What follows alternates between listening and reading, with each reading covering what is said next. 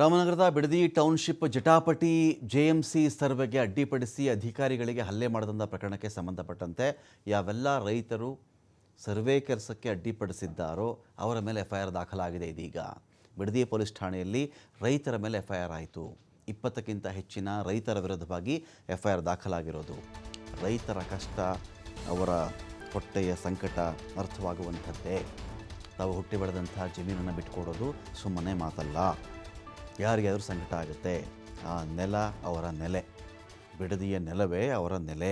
ಅವರೇ ಬಾಳಿ ಬದುಕಿದ ಅವರ ತಂದೆ, ತಾತ, ಮುತ್ತಾತ ಎಲ್ಲರೂ ಇದ್ದಂಥ ಜಾಗ. ಇದ್ರ ಬಗ್ಗೆ ಯಾರಿಗೂ ಅನುಮಾನಗಳು ಬೇಡ. ಅವರ ಸಂಕಟ ಅರ್ಥವಾಗುತ್ತೆ, ಆಕ್ರೋಶ ಅರ್ಥವಾಗುತ್ತೆ. ಹಾಗಂದ ಮಾತ್ರಕ್ಕೆ ಮ್ಯಾನ್ ಹ್ಯಾಂಡ್ಲಿಂಗ್, ಯಾವುದೋ ಮನುಷ್ಯನಿಗೆ ಹೊಡೆಯೋದು, ಪೊರಕೆ, ದೊಣ್ಣೆ, ಕಲ್ಲು, ಸರ್ಕಾರಿ ವಾಹನಕ್ಕೆ ನೀವು ಹಾನಿ ಮಾಡೋದು, ಸರ್ಕಾರಿ ಸ್ವತ್ತಿಗೆ ಹಾನಿ ಮಾಡೋದು, ಸರ್ಕಾರಿ ಅಧಿಕಾರಿಯ ಕರ್ತವ್ಯಕ್ಕೆ ಅಡ್ಡಿಪಡಿಸೋದಿದೆಯಲ್ಲ, ಇವೆಲ್ಲವೂ ಕೂಡ ನಿಮಗೆ ಅನೇಕ ಸಂದರ್ಭಗಳಲ್ಲಿ ನಾನ್ ಬೇಲೇಬಲ್ ಅಫೆನ್ಸ್ ಆಗಿಬಿಡುತ್ತೆ. ನಿಮಗೆ ಸರ್ಕಾರದ ವಾಹನಕ್ಕೆ ನೀವು ಹೊಡೆಯೋದಿದೆಯಲ್ಲ, ಒಂದು ಸರ್ಕಾರದ ವಾಹನ ನೀವು ಹಾಳು ಮಾಡೋದು ಅಂದರೆ ಜನ ಕಟ್ಟಿರ್ತಕ್ಕಂಥ ತೆರಿಗೆ ಹಣಕ್ಕೆ ಬೆಂಕಿ ಇಟ್ಟಂತೆ. ಈ ಸರ್ಕಾರದ ವಾಹನ ಇದೆಯಲ್ಲ, ಯಾರ್ದು ಅಂದ್ಕೊಂಡಿದ್ದೀರಿ? ಅದು ಜನ ಎಲ್ಲ ಕಟ್ಟಿರ್ತಕ್ಕಂಥ ತೆರಿಗೆ ದುಡ್ಡಿಂದ ಸರ್ಕಾರ ಒಂದು ವೆಹಿಕಲಲ್ಲಿ ಇಡುತ್ತಲ್ಲಿ, ಈ ಕೆಲಸಕ್ಕೆ ನೀನು ಬಳಸಿದ್ಯಾ ಅಂತ. ಪೊಲೀಸ್ ಸ್ಟೇಷನ್ ಕಟ್ಟುತ್ತದು, ಬಸ್ ಸ್ಟಾಪ್ ಕಟ್ಟುತ್ತೆ, ಬಸ್ಗಳನ್ನು ಅದು ಕೊಂಡುಕೊಳ್ಳುತ್ತದು. ಬಸ್ ಹೊಡೆದು ಹಾಕ್ಬಿಟ್ರೆ, ಕಾರು ಸುಟ್ಟು ಹಾಕ್ಬಿಟ್ರೆ, ಕಾರನ್ನ ಗಾಜಿ ಪುಡಿ ಮಾಡಿಬಿಟ್ರೆ ದುಡ್ಡು ಯಾರ್ದು? ಜನಗಳದ್ದು. ಪೊಲೀಸ್ಗೆ ಸಂಬಳ ಕೊಡೋ ಸರ್ಕಾರ. ಪೊಲೀಸ್ಗೆ ನಾವು ಹಲ್ಲೆ ಮಾಡೋಕ್ಕಾಗಲ್ಲ. ಸರ್ವೆ ಡಿಪಾರ್ಟ್ಮೆಂಟು, ಸರ್ಕಾರ ಸಂಬಳ ಕೊಡುತ್ತೆ ಅವರಿಗೆ. ಸರ್ಕಾರ ಹೇಳಿದ್ರೆ ಅವ್ರು ಹೋಗ್ತಾರೆ, ಬೇಡ ಅಂದರೆ ಬೇಡ. ಸೊ ಹಾಗಿದ್ದಾಗ ನಾನು ನೆನ್ನೆ ಕೂಡ ಇದ್ರ ಬಗ್ಗೆ ಮಾತಾಡ್ತಾ ಇದ್ದೆ. ಈ ಹಲ್ಲೆಗಳು ಮಾಡೋಕ್ಕೆ ಹೋಗಬೇಡಿ. ನಿಮ್ಮ ಫೈಟ್ ಇರೋದು ಯಾರ ಮೇಲೆ? ಪೊಲೀಸ್ ಮೇಲೆ ನಿಮ್ಮ ಫೈಟ್ ಇರೋದು.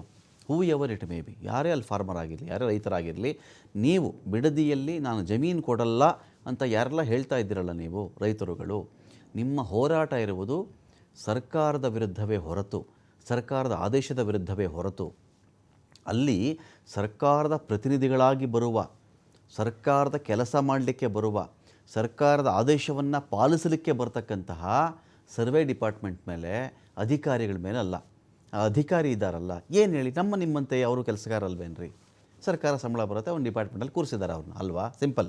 ಅವ್ರಿಗೂ ಫ್ಯಾಮಿಲಿ ಇದೆ, ಮನೆ ಮಠ ಇದೆ, ಅವ್ರಿಗೂ ಅಪ್ಪ ಅಮ್ಮ ಇದ್ದಾರೆ, ತಂದೆ ತಾಯಿ ಇದ್ದಾರೆ, ತಾತಾಜಿ ಇದ್ದಾರೆ, ಮಕ್ಕಳಿದ್ದಾರೆ, ಅಲ್ವಾ? ಅವ್ರ ಕೆಲಸಕ್ಕೆ ಬಂದ್ರಪ್ಪ, ಸರಿ. ಯಾರೋ ದೊಣ್ಣೆ ತೊಗೊಂಡು ಹೊಡೆದ್ರು, ಆಕ್ರೋಶ ತೀವ್ರತೆ ಗೊತ್ತು, ಅರ್ಥ ಆಗುತ್ತೆ. ದೊಣ್ಣೆ ತೊಗೊಂಡು ಹೊಡೆದ್ರು, ಒಬ್ಬರನ್ನು ಸಾಯಿಸ್ಬಿಟ್ರು ಅಂದ್ಕೊಳ್ಳಿ, ಕೈ ಕಾಲು ಮುರಿದ್ರು, ಗಾಡಿ ಸುಟ್ಟು ಹಾಕಿದ್ರು, ಅಥವಾ ಗಾಡಿಗೆ ಕಲ್ಲಲ್ಲಿ ಹೊಡೆದ್ರು, ಸರಿ. ಒಬ್ಬನ ಜೀವ ಹಾನಿಯಾದರೆ ಯಾವ ತಪ್ಪಿಗೆ ಆ ವ್ಯಕ್ತಿ ಜೀವ ಹಾನಿಯಾಗತ್ತೆ? ಯಾವ ತಪ್ಪಿಗೆ ಒಬ್ಬ ಅಧಿಕಾರಿ ಬಂದಲ್ಲಿ ಚಪ್ಪಲಿಲಿ ಏಟು ತಿನ್ನಬೇಕು? ಯಾವ ತಪ್ಪಿಗೆ ಅಲ್ಲೊಬ್ಬ ಅಧಿಕಾರಿ ಬಂದು ಪೊರಕೆಯಲ್ಲಿ ಏಟು ತಿನ್ನಬೇಕು? ಅಲ್ಲೊಬ್ಬ ಅಧಿಕಾರಿ ಇದ್ದಾನಲ್ಲ, ಇಲ್ಲಿ ಇಷ್ಟೋ ಜನ ಹೊಡೆದ್ರಲ್ಲ, ಆ ಹೊಡೆದ ವ್ಯಕ್ತಿಗೂ ಅಲ್ಲಿದ್ದಂಥ ಅಧಿಕಾರಿಗೂ ಜೀವನದಲ್ಲೇ ಒಮ್ಮೆನೂ ಅವ್ರ ಹತ್ರ ಮಾತಾಡಿರಲ್ಲ ಅವ್ರು ಎಷ್ಟೋ ಜನ, ಅಲ್ವಾ? ರೋಡ್ ರೀಜಲ್ಲೂ ಹಾಗೆ. ಜೀವನದಲ್ಲೇ ಅವನು ಯಾರು ಅಂತ ಇವನು ಗೊತ್ತಿರಲ್ಲ, ಇವನು ಯಾರು ಅಂತ ಅವನು ಗೊತ್ತಿರಲ್ಲ. ಇಬ್ಬರು ಕಿತ್ತಾಡಿ ಹೊಡೆದಾಡಿ ಸತ್ತೋಗೋ ಚಾನ್ಸಸ್ಸು ಇರುತ್ತಲ್ಲ. ಇಲ್ಲಿ ನೋಡಿ, ಅಲ್ಲಿ ಆ ಅಧಿಕಾರಿಗೆ ಹೊಡೆದು ಕಳಿಸಿದ್ದಾರೆ. ನಾವಿಲ್ಲಿ ಅಧಿಕಾರಿ ಪರನ ಸರ್ಕಾರನೋ, ಹಾಗಲ್ಲ. ಇದು ಬಹಳ ಸೂಕ್ಷ್ಮ ವಿಚಾರ. ಇದು ನೇರ ನೀವು ಕೋರ್ಟ್ಗೆ ಹೋಗಿ, ನೇರ ಇಡೀ ಸರ್ವೆ ಕಾರ್ಯಕ್ಕೆ ಸ್ಟೇ ತರಿಸಿ, ಸರ್ಕಾರ ಈ ಥರ ಮಾಡ್ತಿರೋ ತಪ್ಪು ಅಂಥೇಳಿ ನ್ಯಾಯಾಂಗದ ಮೂಲಕ ನೋಟಿಸನ್ನು ಕೊಟ್ಟು ಸರ್ವೆಗೆ ಸ್ಟೇ ತೊಗೊಂಡು ಬನ್ನಿ. ಇದನ್ನು ಅಕ್ವೈರ್ ಮಾಡ್ಕೊಳ್ಳಿಕ್ಕೆ ಸ್ಟೇ ತೊಗೊಂಡು ಬನ್ನಿ. ಯಾರೂ ತಕರಾರು ಮಾಡಲ್ಲ. ಈ ಪೊಲೀಸರು, ಸರ್ವೆ ಅವರು, ಬೇರೆ ಯಾವುದೋ ಅಧಿಕಾರಿನೋ, ಕಂದಾಯ ಇಲಾಖೆ ಅಧಿಕಾರಿನೋ ಇದ್ದಾರಲ್ಲ, ಅವರು ಇದರಲ್ಲಿ ದಾಳಗಳಷ್ಟೇ. ಅವರು ನಿಮ್ಮ ಗುರಿಗಳಾಗಬಾರದು. ಅವರು ಸರ್ಕಾರ ಕೆಲಸ ಮಾಡೋಕ್ಕೆ ಬಂದಿರತಕ್ಕಂಥ ವ್ಯಕ್ತಿಗಳನ್ನು ನೀವಾಗಿ ನೋಡಬೇಕೇ ವಿನಃ, ನೋಡ್ರಪ್ಪ ಇದು ಬರಬೇಡಿ, ಇದು ನಾವು ಮಾಡೋಕ್ಕೆ ಬಿಡಲ್ಲ, ಪ್ರತಿಭಟನೆ, ಒಂದು ಆರ್ಡ್ರ್ ತೋರಿಸಿ. ನೀವು ನಿಮ್ಮ ಕಡೆಯಿಂದ ಒಂದು ಅಡ್ವೊಕೇಟ್ ಇರ್ತಾರೆ, ಒಂದು ಆರ್ಡ್ರ್ ತೋರಿಸಿದ್ರೆ ಓಕೆ ಅಲ್ಲ. ಅದು ಬಿಟ್ಟು ನೀವು ಈ ಥರ ಮ್ಯಾನ್ ಹ್ಯಾಂಡ್ಲಿಂಗ್ ಮಾಡಿದ್ರೆ ಏನಾಗುತ್ತೆ? I will tell you. ಇದೇನಾಗುತ್ತೆ ಅಂದರೆ, ಕೇಸು 3-4 ಕೇಸ್ ಹಾಕ್ತಾರೆ. ಹಲ್ಲೆ, ಚಪ್ಪಲಿ, ಪೊರಕೆ, ಸರ್ಕಾರಿ ವಾಹನ ನಾಶ, ಸರ್ಕಾರಿ ಅಧಿಕಾರಿಗಳ ಕರ್ತವ್ಯಕ್ಕೆ ಅಡ್ಡಿ, ಪೊಲೀಸರ ಮೇಲೂ ಇವರು ದಾಳಿ ಮಾಡಿದ್ರು, ಅದು ಹೇಳಬಹುದು ನಾಳೆ ದಿನ. ಕಂಪ್ಲೇಂಟ್ ಆದಾಗ ಏನಾಗುತ್ತೆ ಗೊತ್ತಾ?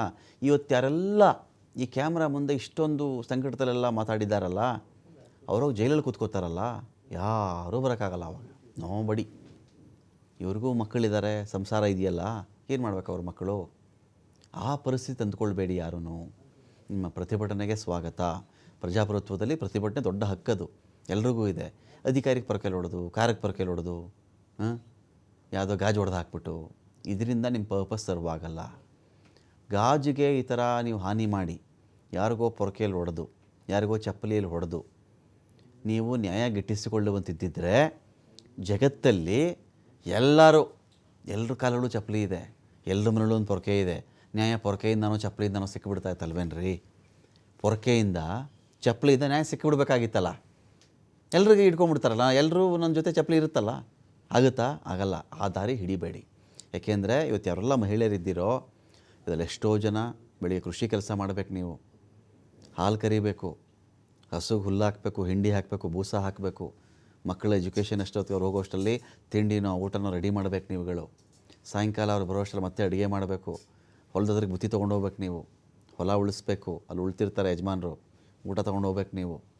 ಮತ್ತು ಡೈರಿಯವರಿಗೆ 4:15ಗೋ 4:45ಗೋ 5 ಗಂಟೆಗೋ ಹಾಲು ಹಾಕ್ಬೇಕು ನೀವು. 20 ಲೀಟ್ರೋ 30 ಲೀಟ್ರೋ ಹಾಲು ಕರಿಬೇಕು. ಅಷ್ಟೊತ್ತಿಗೆ ಮಕ್ಕಳು ಮಗಳೋ ಸ್ಕೂಲಿಂದ ಬರ್ತಾರೆ, ಕಾಲೇಜಿಂದ ಬರ್ತಾರೆ, ಅವ್ರಿಗೆ ಊಟ ರೆಡಿ ಮಾಡಬೇಕು. ಇಷ್ಟು ಕೆಲಸ ಇರುತ್ತೆ ಹೆಣ್ಣುಮಗಳೊಬ್ಬರದ್ದು. ನೀವೆಲ್ಲ ಜೈಲಿಗೆ ಕೂತ್ಕೊಂಡ್ಬಿಟ್ರೆ ಭಾಳ ಕಷ್ಟ. ಇದನ್ನು ಮಾಡಬೇಡಿ. ಒಂದು ಕಾನೂನು ಸಹಾಯ ತೊಗೊಳ್ಳಿ.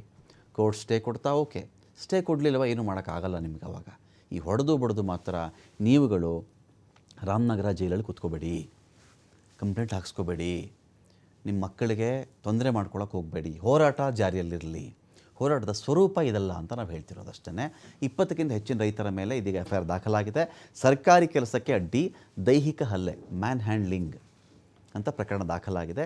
ಕಂದಾಯ ಇಲಾಖೆ ಅಧಿಕಾರಿಗಳ ದೂರಿನ ಅನ್ವಯವಾಗಿ FIR ದಾಖಲಾಯಿತು. ಯಾವುದೇ ಹೋರಾಟಗಳನ್ನು ಗಮನಿಸಿರ್ತೀವಲ್ಲ, ಇವತ್ತು ಕ್ಯಾಮ್ರಾದಲ್ಲಿ ಬರುತ್ತೆ, ಅವ್ರು ನೋಡ್ತಾರೆ, ಓ ದೊಡ್ಡ ಹೋರಾಟ ಅಂತ ಮಾತಾಡ್ತಾರೆ. ನೆಕ್ಸ್ಟ್ ಮೂಮೆಂಟಲ್ಲಿ ಅವ್ರು ಜೈಲಿಗೆ ಹೋಗ್ತಾರಲ್ಲ, ಅಲ್ಲಿಂದ ಆಚೆಗೆ ಅವರು ಪರ್ಸ್ನಲ್ ಆಗಿಬಿಡ್ತಾರೆ. ಅವರುಂಟು, ಜೈಲುಂಟು, ಕಾನೂನು ಹೋರಾಟ ಉಂಟು, ಒಬ್ಬರು ಲಾಯರ್ ಉಂಟು. ಅವ್ರ ಸಂಕಟ ಅವರೊಬ್ಬರಿಗೆ ಮಾತ್ರ ಗೊತ್ತಿರುತ್ತೆ. ಆ ಕಾರಣಕ್ಕೆ ನಾನು ಹೇಳ್ತಾ ಇರೋದು ಮಾತಿಲ್ಲಿ. ಸೊ ಬಿಡದಿ ಪೊಲೀಸರು FIR ಮಾಡ್ಕೊಂಡಿದ್ದಾರೆ. ಇವತ್ತು ಕೂಡ ಯೋಜನಾ ವ್ಯಾಪ್ತಿಯ ಹಲವು ಹಳ್ಳಿಗಳಲ್ಲಿ ರೈತರು ಅಲರ್ಟ್ ಆಗಿದ್ದಾರೆ. JMC ಸರ್ವೆ ಮುಂದುವರೆಸಿದರೆ ಇವತ್ತು ಕೂಡ ತಡೆ ಒಡ್ಡಬೇಕು ಅಂಥೇಳಿ ತಯಾರಿ ಮಾಡ್ಕೊಳ್ತಾ ಇದ್ದಾರೆ. ಸದ್ಯ JMC ಸರ್ವೆ ತಾತ್ಕಾಲಿಕವಾಗಿ ಸ್ಥಗಿತವಾಗಿದೆ. ಜಿಲ್ಲಾಡಳಿತ ನಿರ್ಧಾರಕ್ಕೆ ಬಂದಿದೆ. ರೈತರ ಜೊತೆ ಮಾತುಕತೆ ನಡೆಸಿಯೇ ಸರ್ವೆ ಮಾಡಬೇಕು ಅಂತೇಳಿ ಚಿಂತನೆ ಮಾಡ್ಕೊಳ್ತಾ ಇದ್ದಾರೆ. ಯೋಜನೆ ಪರ ಇರುವ ರೈತರ ಜಮೀನು ಸರ್ವೆಗೆ ತಯಾರಿ ಮಾಡಿಕೊಳ್ತಾ ಇದ್ದಾರೆ. ಹೆಚ್ಚಿನ ಪೊಲೀಸ್ ಭದ್ರತೆಯಲ್ಲಿ ಸರ್ವೆಗೆ ಅಧಿಕಾರಿಗಳು ತಯಾರಿ ಮಾಡಿಕೊಳ್ತಾ ಇದ್ದಾರೆ.